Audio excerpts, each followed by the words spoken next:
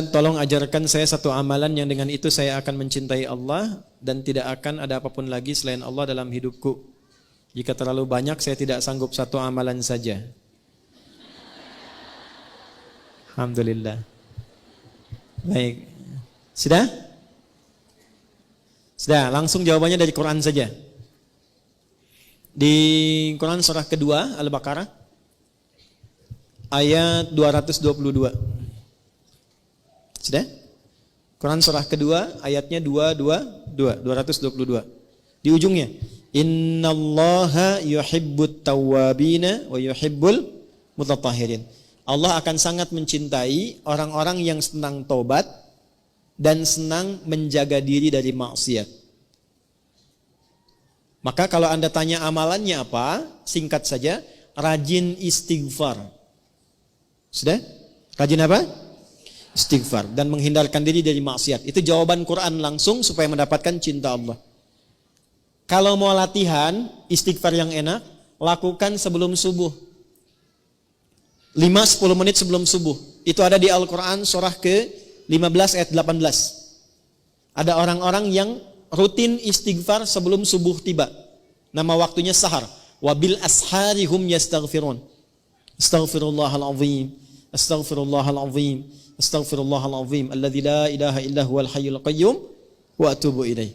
Latihan istighfar, istighfar, istighfar. Sampai cirinya begini, cirinya. Cirinya istighfar itu bisa refleks keluar di lisan kita dalam setiap keadaan. Nanti tiba-tiba mau minum bisa istighfar, mau makan bisa istighfar. Kalau sudah lekat dengan itu, tanpa terasa akan ada penjagaan Allah kepada kita dari perbuatan maksiat. Mata nggak mau lihat kecuali yang baik, lisan nggak mau bicara kecuali yang baik, kaki nggak mau diajak jalan bu kecuali pada tempat yang baik. Nah, ketika sudah tercipta kondisi itu tandanya Allah sedang mencintai kita. Karena ciri pertama ketika Allah mencintai seorang hamba adalah menutup semua dosanya dan menjaga dia dari perbuatan maksiat. Itu ada di Quran surah ketiga Ali Imran di ayat 31. Ketika seseorang sudah mendapatkan cinta Allah, maka diberikan tandanya bukan pada harta, bukan pada kedudukan. Jadi kalau ibu misalnya semakin kaya, suami semakin tinggi kedudukan, jangan disimpulkan bahwa itu tanda cinta Allah, jangan. Ya, kalau dalam saat yang sama belum mampu menjaga diri dari perbuatan maksiat.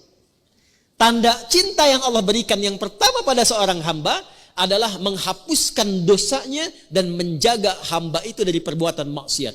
Qul in kuntum tuhibbunallaha fattabi'uni yuhibbukumullah. Allah akan cintai seorang hamba. Kapan dicintai itu? Wa yaghfir lakum dzunubakum, ketika Allah mengampuni seluruh dosanya dan menjaga dirinya dari perbuatan maksiat. Maka yang lakukan istighfar. Sampai merasakan kenikmatan istighfar itu. Saya berikan rahasia yang ketiga ya, dan ini mungkin yang terakhir rahasianya.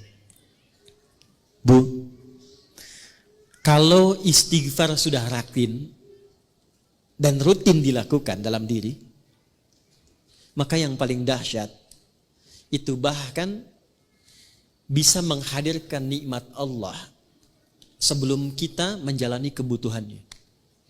Bahasa gampangnya begini, bahkan perkara rezeki pun sebelum butuh Allah sudah siapkan. Sampai ke titik itu. Ya, sampai ke titik itu. Makanya dulu banyak orang-orang yang kalau ingin menarik perhatian Allah, dia banyak istighfar.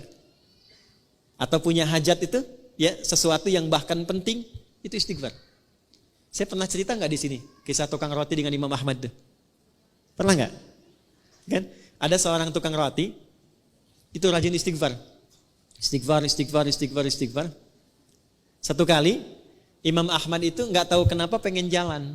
Imam Ahmad bin Hanbal yang hafal 1 juta hadis, jalan, lalu jalan jauh. Singkatnya beliau merasa lelah, istirahat di masjid, istirahat tiduran gitu. Itu oleh marbot masjid diusir supaya keluar dari sini katanya ya. Padahal itu imam besar karena belum tahu ini siapa, imam besar viral, diusir keluar. Istirahatlah di luar masjid, di pelataran. Itu sampai di luar pun diusir juga. Kata Imam Ahmad, saya istirahat sebentar. Enggak, Anda keluar. Ya, orang Arab itu kalau ngusir, pertama idhab, pergi. Kedua barwah, luar. Ketiga, rawah. Rawah itu maksudnya sudah jengkel. Kalau sudah jengkel, rawah keluar dengan roh-rohnya sekalian. Rawah kan. Itu Imam Ahmad keluar. Begitu keluar, lalu kemudian lewatlah tukang roti tadi. Ya, dia sedang membuat adonan. Karena melihat seseorang itu sedang lelah, capek, dipanggil. Syekh, kesini aja istirahat katanya. Ya. Lalu ketika istirahat, Imam Ahmad melihat setiap dia bikin adonan, dia istighfar. Dia istighfar, dia istighfar. Ditanyalah kemudian oleh Imam Ahmad, ma faidatu istighfarika laka? Tuan katanya, apa manfaat istighfar ini kepada pekerjaan Anda?